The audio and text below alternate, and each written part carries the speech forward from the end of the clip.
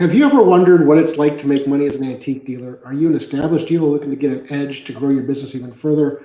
Or are you just curious what antique dealers do on a day-to-day basis? Well, if you are, and I know that I have been, today's a great opportunity for you to learn all about it from our guest, Toma Clark Haines, who is known as the Antiques Diva, but also as the Republic of Toma. Toma, thank you so much for joining us today. It's a pleasure to be here. I'm thrilled that you had me on the show, Jason. It's been too long since I've seen you. Absolutely. And you are my first international guest, and I'm noticing there's just a little bit of a delay, so I've got to make sure we let each other speak when we have a break there. But thank you again so much for joining us. As I said, Toma is my first international guest. She's joining us from Venice, Italy, which is an amazing thing to me that I'm talking to somebody who's living there. We'll talk about Venice being the center of Corona when it first started. But let me just tell you a little bit about Toma before we get going. She founded the Antiques Diva in 2008. She's an entrepreneur. She's grown that into the largest antique sourcing and buying and touring company in the world. They work in 16 different companies and have employed over 30 people over their career. She created the Antiques Diva furniture collection with Aidan Gray, the Republic of Toma lush decadent couture jewelry line, which is some stunning pieces there. She's also, I was doing product. Product placement's a great thing. She's a writer. She writes the Republic of Toma diary and blog, the Antiques Diva blog. She also does amazing writings just about her daily life and workings. She hosts 2 podcasts, the Republic of Toma with Aspire Design and Home and the Business of Antiques. And I don't know if you know this, but FeedSpot just recently called the Business of Antiques one of the top 5 podcasts for antiques that you must follow. So no. Absolutely. Oh, I broke news to you about your own business. That's awesome. Yeah, no. Yeah, FeedSpot, they say that you're a top 5 antique podcast that you must follow if you're interested in antiques. So that's pretty cool deal right there. She has a mentorship program. She's a lifestyle consultant, an international speaker, and respected expert on antiques and design. Let me just give people a real quick understanding of how vast her enterprise is, where she's been referenced, seen, interviewed.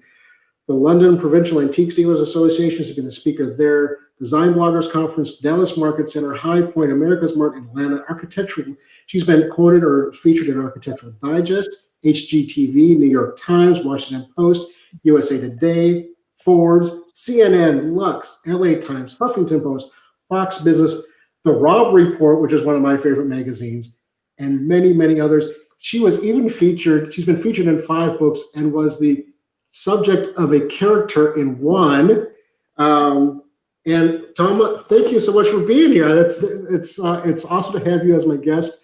We'll talk a little bit about how we met in person a little bit, but why don't you tell our viewers today what inspired you to create a company out of thin air that has gone on to be such a powerhouse in the antiques industry?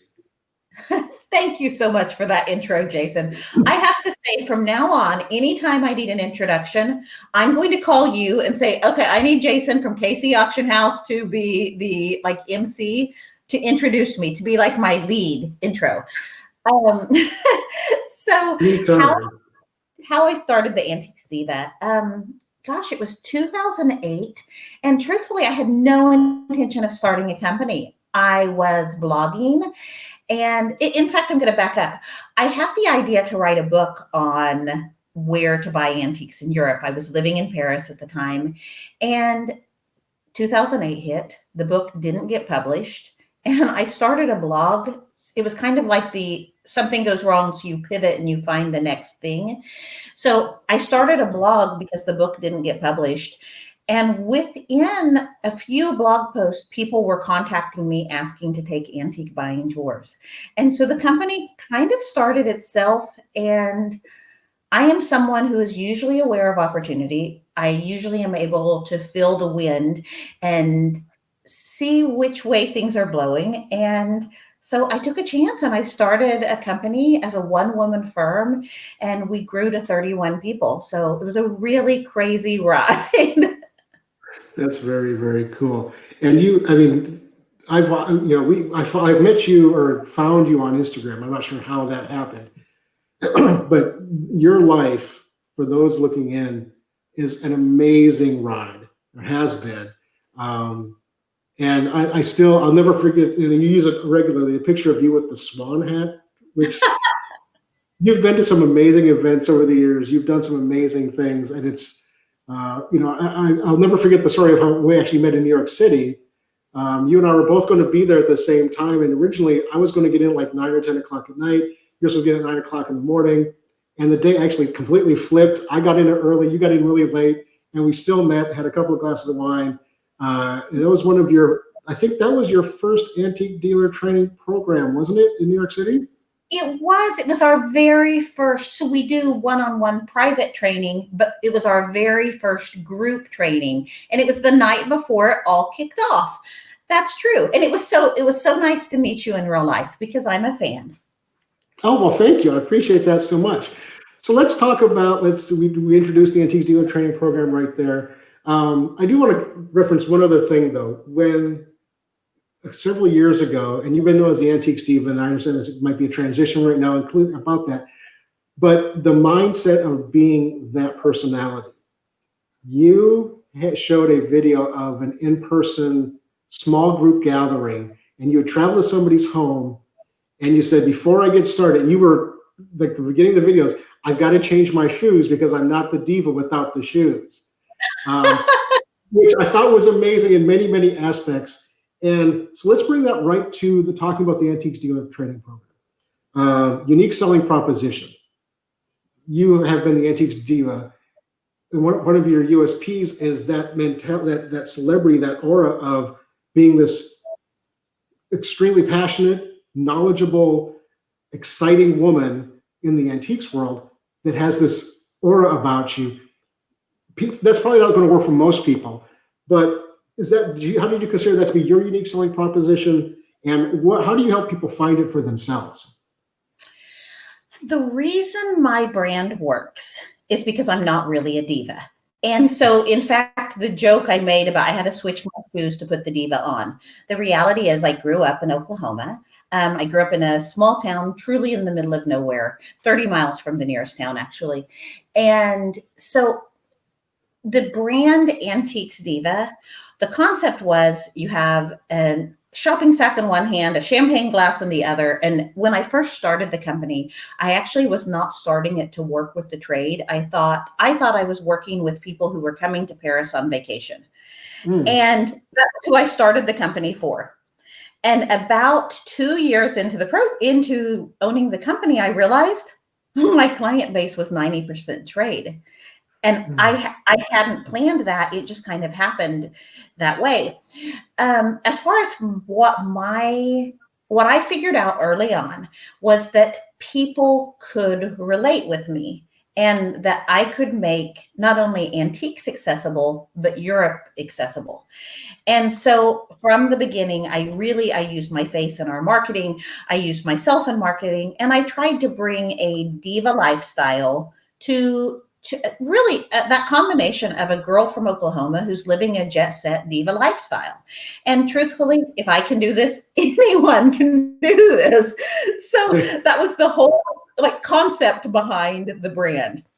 I figured out early on from a marketing perspective, certain gimmicks work. And my background is actually in advertising and marketing. That's what I did in the US before I moved overseas 20 years ago. I worked with clients such as Dunkin' Donuts, McDonald's, Target. So I had a strong background in marketing, but I realized early on that a gimmick works. If you have a gimmick, it gives people something they can identify you with. So I put on the red lipstick, and I put on the stilettos, and I put on a wrap dress that showed a little bit too much cleavage, and people instantaneously knew me, especially when I had the champagne glass in my hand. And I just developed the brand as a character of myself. People who are my friends, they know you do not call me diva, you call me Tom. And that was in part why I'm making a bit of a brand change at this moment.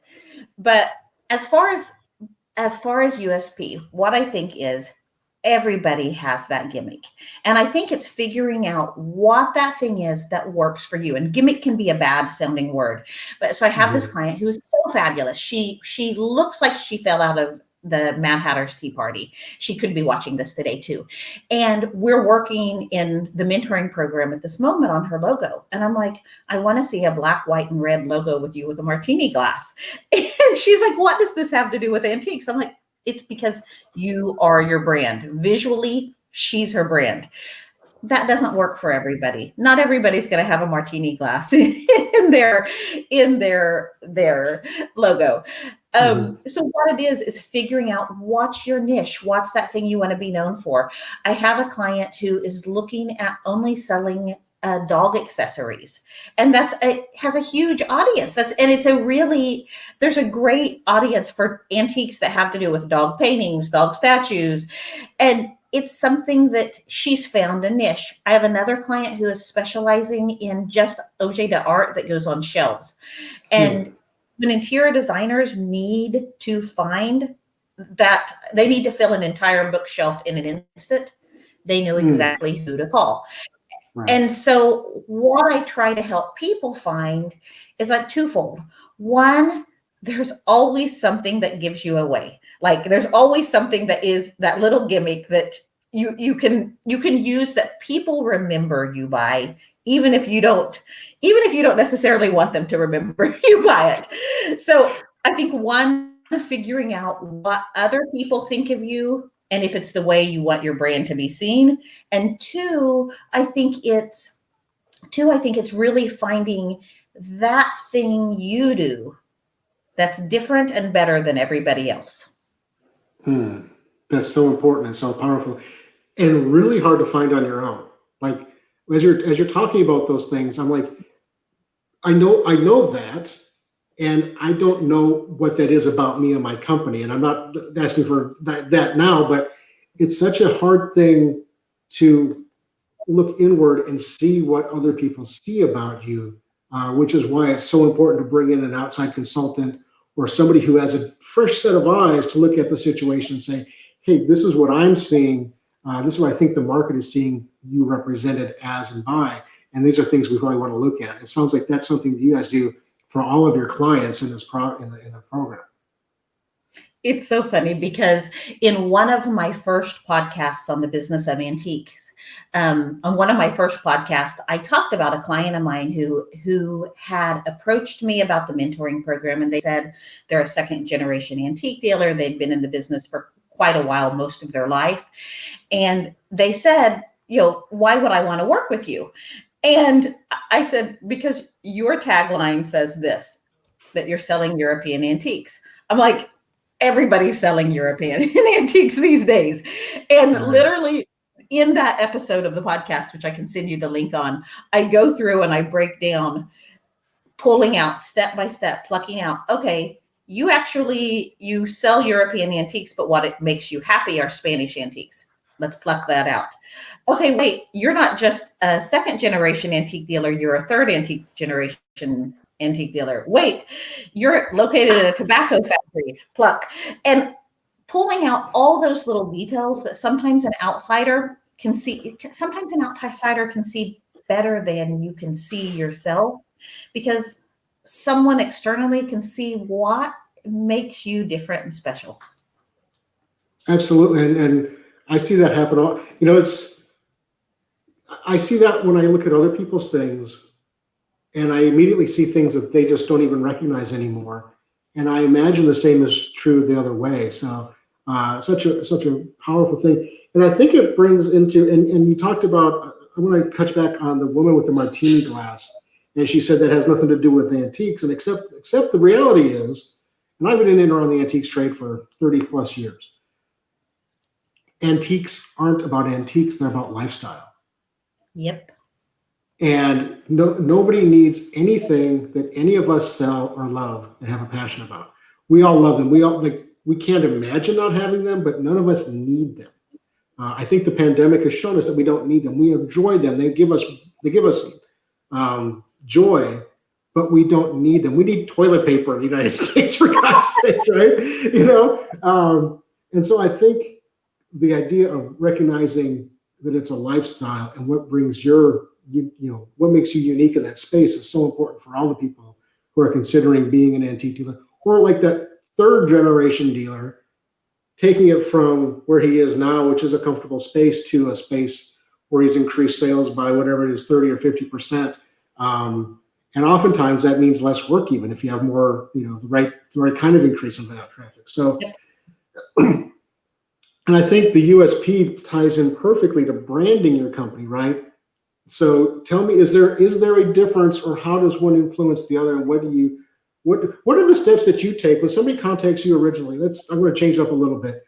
When someone contacts you to either mentor or enroll in the Antique Dealer Training Program, what are the steps that you take? What can they expect when they email you or contact you via the website?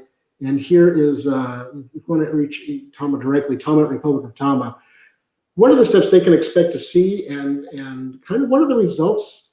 How long does it take for those actions to garner results? So on my Republic of Toma site, I tell the story about being a child, and I got in trouble from my father because I would cut up little bits of paper, and I glued them to my body. Everywhere I went, I had paper all over me. And so this trail of paper followed me around the house, and I would get in trouble, and my dad would tell me, "Toma, clean up your mess."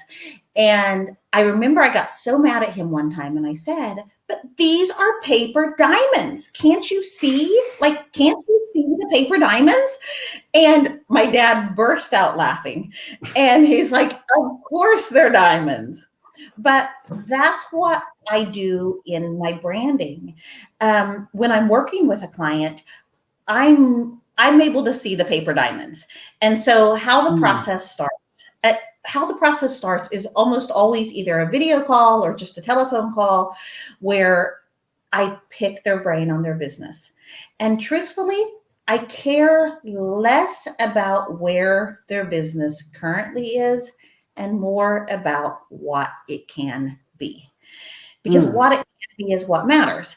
I care what they want their life to be and how they want their antiques business to support their lifestyle. Because we can approach your business a lot of different ways, but at the core, I need to understand your life and how you want to live your life. And then the business needs to support that. And so that's always where we start. But as far as clients, so I've had clients radically change their businesses. So I have a client in Tennessee who, when she came to us, she was selling in 3 antique malls, and she had a website. I don't remember if her website actually was an e-commerce site or not, but she wasn't selling online on any aggregator sites. Now she's in 1 antique mall. She has moved she didn't want to have a store. And I said, "Okay, you don't want to have a store, but what about a by appointment store that's open when you want?" And then you can put everything online, which seemed like a kind of obvious thing. And she's like, "You mean I can have a by appointment store?" I'm like, "Of course." And then the by appointment store became, okay, wait, what if you can have something else that supports the store? And it just so happens she found a space that had a photo studio in it that she could rent out to local photographers. So this could cover her rent. Meanwhile, she has her antiques warehouse in there. She's able to do community events. It's open by appointment. All the inventory that was in the antique malls, not online, is now in her warehouse. The money she was spending on the antique malls is now being spent in her warehouse. And she's now online in a couple of different locations. How her business looked from the moment she came to me to the moment she left, it was 10 sessions. The business radically changed. Most importantly, it's working for her. When she came to me, she wasn't super proud of her store. She said she wouldn't necessarily tell friends, "Oh, you can find me at such and such antique mall." Now she has a sense of pride. This is what I do. She's connecting with people in her community. She's bringing people in. I have another client, just to give you an example, and then I'll break it down a bit more in how we do it. I have another client that when she came to us was selling mostly at Round Top, selling mostly at fairs. And in fact, she's still selling at the fairs, but we've actually gotten her into a few antique malls, and she set up a by appointment warehouse as well. The key thing is She doesn't want to be working every day. Like her thing is she's happy to be working, like she's happy to be working just a small amount of time and having a business that supports her, and she's able to say, I'm going to do Round Top twice a year. I'm going to have the antique ball, and the warehouse is my storage facility where when designers are in the area, they come in. What I really try to do is the key point on her is when we looked at her to begin, she had so much inventory and she didn't love the inventory she had.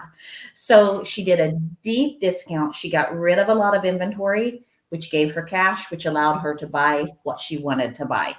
And so she actually, a big thing for her was, it's kind of like Marie Kondoing your business. You're getting rid of the bad energy, the stuff that you're getting rid of the stuff you don't need to allow space in your life for the stuff that you want.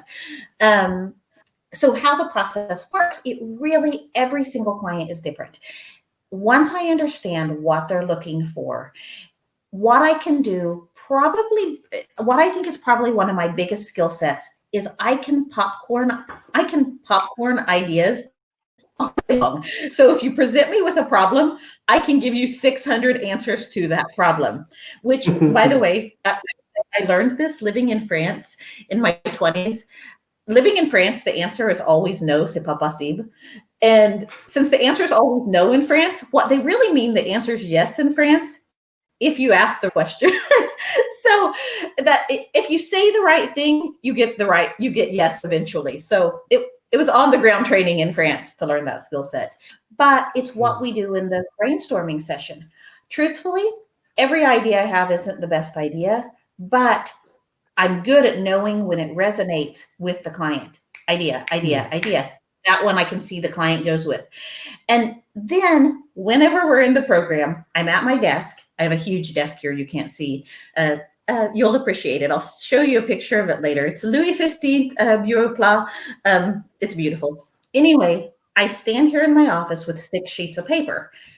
And what I do when I don't have surgery on my hand, I write on each sheet of paper, I write what the client's saying to me, and I'm putting it on these different sheets of paper. So at the end, I actually am able to tell you, your website says your mission statement is X, but you told me in the last 3 sessions, this is your mission statement. And they're like, oh my God, how did you do that? And I'm like, truthfully, I didn't do anything. I just listened to what you said and recorded it, so that really my business is about understanding what you want, helping you articulate it, and helping you define your needs, and then giving you a goalpost of, okay, we have 10 sessions in the mentoring program. Each session, some clients finish the program in 4 or 5 months. Some clients finish the program in a year. But after every session, I give them homework, and we have a WhatsApp group, and we're texting back and forth between sessions.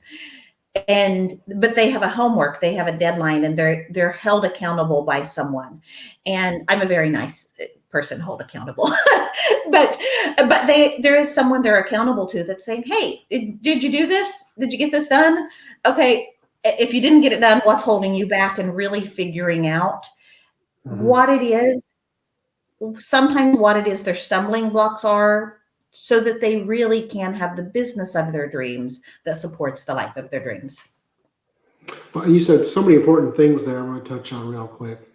And I mentioned this before, antiques are a lifestyle, they're a choice. And being an antiques dealer is a lifestyle choice, right? It's not, you can make money in this business, but most people, I would say, do it because they love being around it and they want to make enough to be comfortable and to support their habit of buying other cool stuff, like a Louis XV French bureau blah. Like you do this so you have those nice things. I have in my office, antique auction bills behind me, and antique furniture in my office and paintings that I love that I probably wouldn't have if I was working a corporate job, because I wouldn't be exposed to it as much. And I'm fortunate that my wife has supported my crazy endeavor to do this for a long time now. So I think it's so important, and you do the exact things. And I've worked with people here locally as a client and as a consultant as well. Having that fresh set of eyes to understand and realize your website says this, and it's not inaccurate, but it's not really who you are, is so important. And we can't, at least for me, and my marketing background is I'm learning it as I go because I own a business. It can be really challenging to say the things that we really feel in a way that resonates with ourselves, but also with potential clients and customers. It sounds like that's something you do with all of your clients, and I think that's so important to growing a business. You know what's funny, Jason?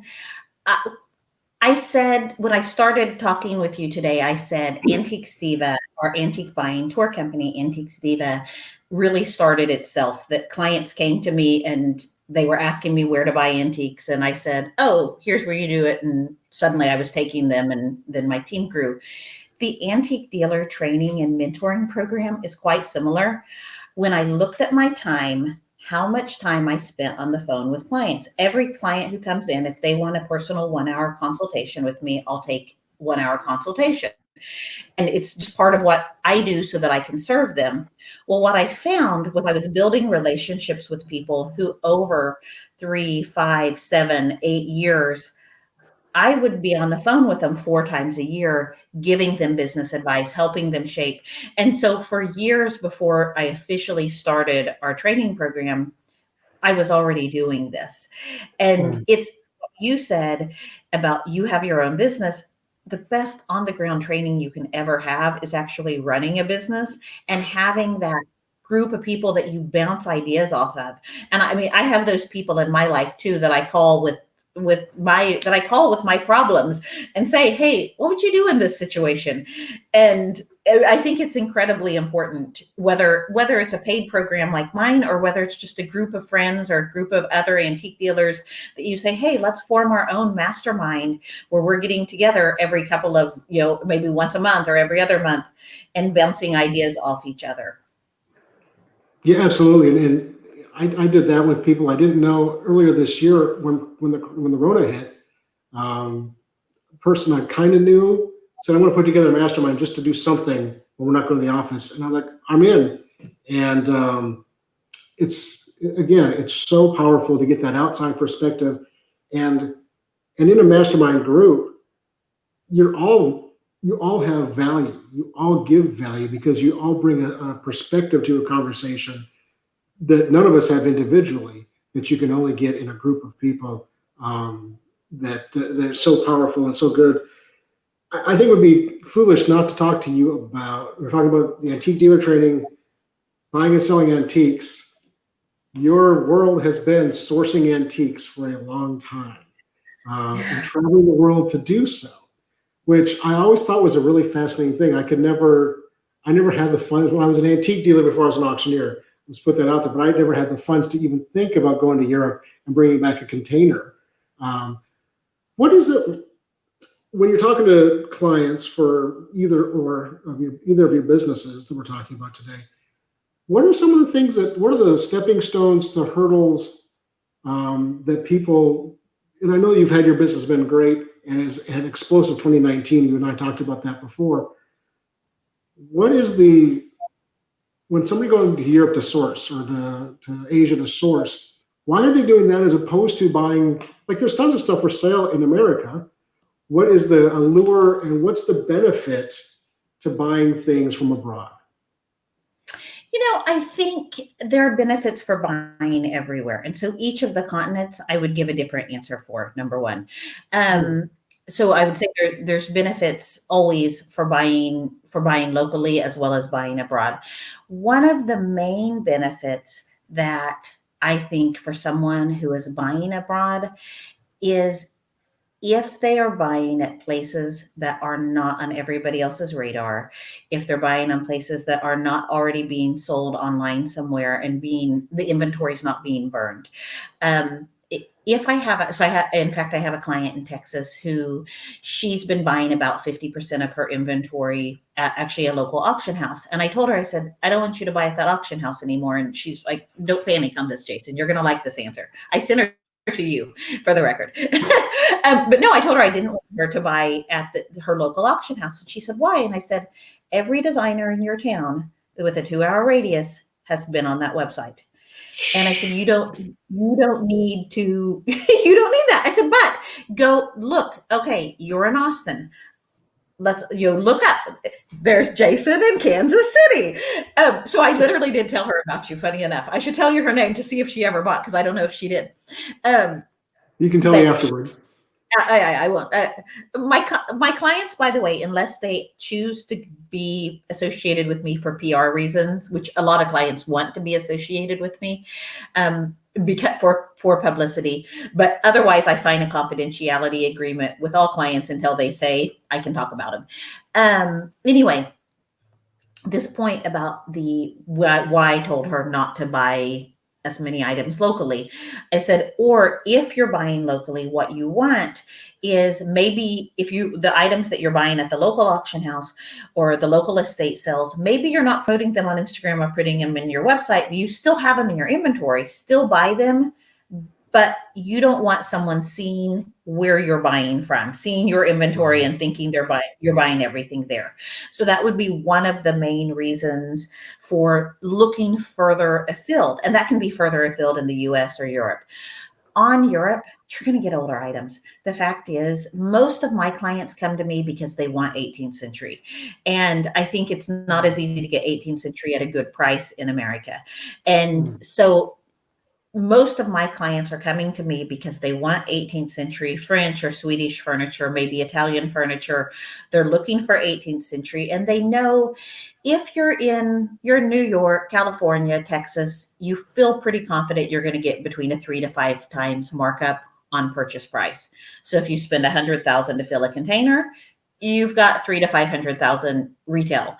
And really? And the cost of shipping a container, it depends. I mean, you could be really lucky and be 12,000. You could be really unlucky and be 20,000. So the cost of shipping is there too. You have to take into consideration.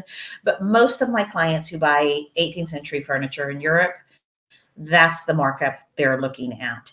And so money is that return on value is one of the main reasons clients look at buying overseas. In fact, I said my company started in 2008 with doing antique buying tours, and we still do. Obviously, the tours aren't happening so much during coronavirus. We offer them, but not many people are traveling. But we do still do buying services where we help the clients by filling containers for them and sending them photos. But when the business started in 2008, I didn't know this then. I was in a perfect position. This is called the perfect storm. If I would have known, I would have been really smart, but I honestly was a little lucky. I started blogging in that first wave of design bloggers. No one else was blogging on this topic. A recession hit at the same time, and all these antique dealers who'd been buying overseas for 20 years, suddenly they were no longer making as much profit because they weren't selling as many items. Costs were going up, things were changing. And so all these antique dealers who'd been buying overseas for 20 years were going out of business. My business was set up by the people who were probably the underlings of the ones who were going out of business, and they hadn't been buying overseas. It was 2008. They were afraid, crap, nobody's buying. What can we do to increase our profit margin? And they started Googling, what can we do to increase our profit margin? They started Googling, how do I buy antiques overseas? And they found my blog answering that question. And so I think a lot of people, my business was born by people who were desperately trying to make a turnaround and save their business. And I was incredibly fortunate, in the right place at the right time, giving the right message. Yeah, I think that applies to every business, right? I don't know if you know a guy named Gary Vaynerchuk. He's a kind of a small business guru kind of guy. He does a lot of posting on LinkedIn, Facebook, Instagram all the time. He's a little curse, but he talks a lot about just putting stuff out there, right? Just doing your Facebook and Instagram posts. The reason I did this video is I came in the office one day a couple of years ago. I said to Amy, who works for me, I'm going to start a video today. She's like, what are you talking about? I'm going to start a live video today. I don't know what I'm talking about. I'm just going to start doing it. And it's been a couple of years, and it's had fits and starts, but people recognize it now as a place is a thing that I do, and it definitely separates me from my competition locally and really my competition around the country in a way that is accessible. I get speaking engagements because of it. I do some teaching because of it.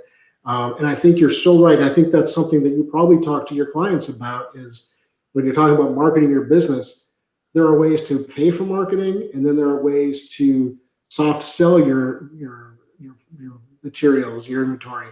And I know you've used Instagram really hard and Facebook over the years. What are your like top 2 or 3 points for people watching to bring that into the marketing fold? Okay, it's so funny because when you were talking, I was thinking about, when the coronavirus hit earlier this year, before we were recording, I told you we were discussing the fact that I had posted a lot of very personal details on Facebook and Instagram because I was at ground zero, living here in Italy when the coronavirus hit, and I was posting maybe 3 times a week. And I was in quarantine by myself alone in a foreign country. It was really hard, simultaneously going through a divorce and a tax audit at the same time. So it was brutal. It was brutal. Anyway, in this time, I also simultaneously, because of the coronavirus, we lost 80% of our business instantaneously. Like in 1 month, we had a year of cancellations hit. And everyone on my team kept telling me, okay, you need to be doing some advertisements. You need to be I kept getting all this advice to be advertising and promoting the business. And by the way, I really am answering your question in this answer. I'm getting there, giving you the backstory. So in this moment, everyone on my team's coming up with, okay, well, let's do this Instagram ad that's targeting blah, blah, blah. And I realized at that moment, no one was going to listen to me if I was talking about what I always talked about. And so I did something that was one of the hardest things. I showed up pretty much naked. Okay, this is where I am. This is the situation. This is what I'm going through. As a result of me showing up in an authentic fashion, showing up authentic, being true, being relevant to the time, not being tone deaf, not trying to shove a message down their throat, but simply showing up as me. Honestly, that's what's paid my rent this year. That's what's put food on the table this year. And what I wrote about in most of my social media in 2020 actually hasn't been my business. I've talked about me personally. And I think everyone on my team thought I was crazy when I started this. And truthfully, clients came because they already knew what I did. However, if I would have been selling to them, if I would have continued selling to them, they weren't in the mood to buy what I was selling at that moment. They were, however, interested in me as a human, as a friend, also just what I was going through in this time. And I think it's probably one of the best things I can say about your social media presence, showing up as you are in a very authentic way. I think that would be number 1. Number 2 would be not overselling, not selling too much. So I occasionally, I have a few clients that I actually do their Instagram pages for them, just because it's one of the side thing that so we do small marketing services for antique dealers if they need it. And with those clients, it's getting them to understand you can't have all product you can't have all product shots, that you need to build a brand. And I think antique dealers specifically often they think, oh, a brand's for Coca-Cola or McDonald's. No, every single one of us in this day and age, if you want to be successful online, you need to be memorable. And to be memorable, you need to have a brand. So it's really thinking, what is your brand imagery? What is your look? What is your color? What is your fonts? All of what is your graphic? All of that stuff matters. And antique dealers you're starting to see brands building in this. Someone who I think's done a great job is actually my colleague in the training program, Modern Antiquarian. She has a great font. She has great colors. She's consistent. Every evening she does this live at 5. And so I think those would be my three answers. It would be having a brand, not overselling, and being authentic. And on the not overselling, going back to that, I would say, okay, if you're doing 3 posts, maybe the third post could be something a little bit selly, but then 2 more posts that are. And so I think you have to be careful to build a connection and then throw in the sales. What was it? It's like build the connection, then slide into the DMs. So there we go. This is not that kind of a show. So here's the Monterey Aquarium real quick. I don't know how it's going to show or not. But you can see the color you talked about. There it is. The color's that lilac purple, really pretty. So it's so funny. I was in Moreno the other day, and I'm in Moreno, and I see this lilac chandelier, and I immediately took a picture and texted it to her because I knew her brand color, like down to the exact tone. And that's when you have a brand, someone sees a lilac chandelier in Moreno and sends you a random text because of it. And you want to be that memorable as a business. Absolutely. And it's amazing how quickly we can access other people, right? Like you mentioned her, and I found her while you're talking about her. And I think that's such a crucial part of developing any business, especially the antiques business. You know, we've had really good success working with an influencer on Instagram who is kind of the exact type of customer we want, and it's done great things. But finding those relationships and making sure that they work, and having that. Like I said, the lilac, that color, you saw that chandelier. I think there are things that people recognize us for. We saw a lot of jewelry, which I kind of knew, but until I was talking to a friend earlier this year, she's like, you really get really good prices for Victorian jewelry. You should really talk about that more.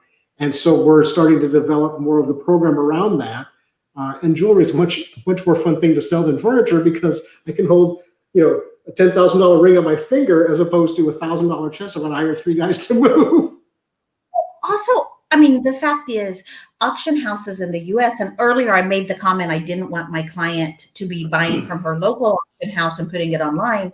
The reality is I want my client to be buying at an auction house. I think it's super important because it's the price point you can get locally.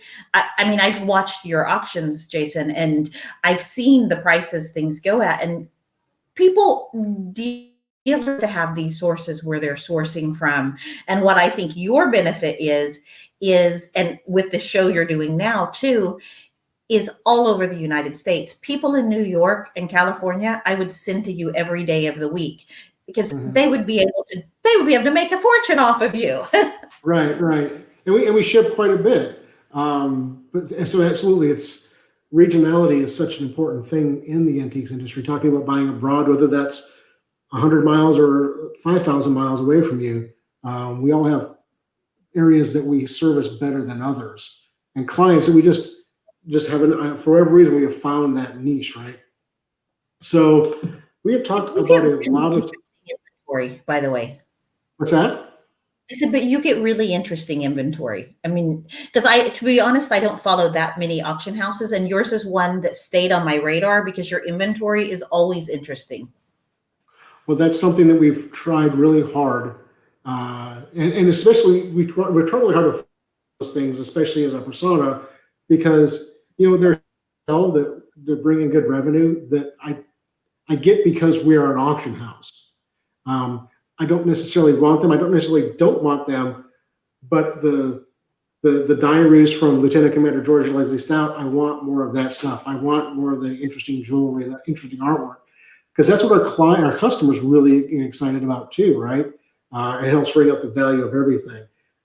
So those are things that we're very cognizant of, especially in our presentation. And I think it does make a difference. And you mentioned that it does to you for sure. We've talked about a lot today, Toma. It's been 45 minutes of a whirlwind, which I expected it to be. And we talked about all the things that we wanted to talk about, I think. What I like to do for all of my guests is when we close, before I wrap up the show completely, and if folks are watching, thank you so much for watching. Post questions below or comments before we get wrapped up here, just a couple minutes. Please follow Toma on Republic of Toma on Instagram or Facebook. if you're interested in her antique dealer training program, amazing stuff, 10 weeks or 10 sessions at your leisure, antique dealer training program. I'll post a link to that in the comments here in a little bit as well. You can reach Toma directly at toma@republicoftoma.com. What would you like to tell people, either about something we've talked about already or anything else you want to talk about? I'm turning the camera over to you for a couple of minutes to have free reign. And I love this. Everybody I do this to has that same kind of, ooh, where do I go with this? What do I do with that? Because I never tell anybody I'm doing it. I know. I'm like, you threw one at me. And I knew you wouldn't. So, Toma, the floor is yours. Okay, well, that's altogether terrifying. Okay, here's what I will say: is dream big. One of my favorite expressions is, you mustn't be afraid to dream a little bigger, darling. And often we think too small. Often we have an idea and we think we kind of hide it under a bush. You know that I grew up in Oklahoma, so I grew up in the Methodist church, and we sang that song, "This little light of mine, I'm gonna let it shine." And there's this part in the song where it goes, "Hide it under a bush, oh no." And that's what I think we tend to do. We tend to hide our light under a bush. We become afraid of stepping out. We become afraid of people thinking that we're too big for our britches. We become afraid of failure. I got to tell you something. I have failed more times. I fail every day. It seems like I fall flat on my face time and time again. And we become afraid of all these things, and we can think too small if we let fear block us. So what I would say is, don't be afraid to dream a little bigger. All of you have those things that are inside your head that you know you want. And it's that voice, this little voice in the back of your head that you're like afraid to speak up. So what I would say is, speak up, dream it, do it, just do it. So that would be my message. If that's awesome. The only thing I can say, just do it. That is an awesome message, Toma. Thank you so much for watching or joining us today. I really appreciate your time coming in. I know it's Friday evening in Venice. So you probably have magnificent plans with the cats, Fiorella and Fortuny. Fortuny and Fiorella. They went on vacation, What's that? They went on vacation with me all over Italy. It was really funny. I saw those pictures. That was a lot of fun. It looked like you had a great time with your friend, all over drinking and eating and exploring, and just being in beautiful places is a great thing. Seriously, I really appreciate you having me on here today. Absolutely. Well, thank you so much. And for those of you watching Behind the Gavel with Jason today, I appreciate you watching. Share this with your friends. If you have any questions for me, info@kcauctioncompany.com is a great way to reach out. You can always reach us at 816-283-3633. We do this every week. Next week, I'm talking to Sean Terrell from United Country Auction Realty about ranch homes, which is another really cool thing. And in 2 weeks, I'm talking to Leah Ashley with Living with Leah. And I didn't realize she was as big a deal as she is when I asked her to speak. She was on Tyra Banks' show for a long time and really cool stuff. So thank you so much for watching, and have any questions, let us know. Toma, thank you again so much for being with me today. Look forward to meeting you IRL again at some point when we're allowed to cross the pond. And thank you again so much for joining us, and have a great weekend. Look forward to it. Thanks again, Jason.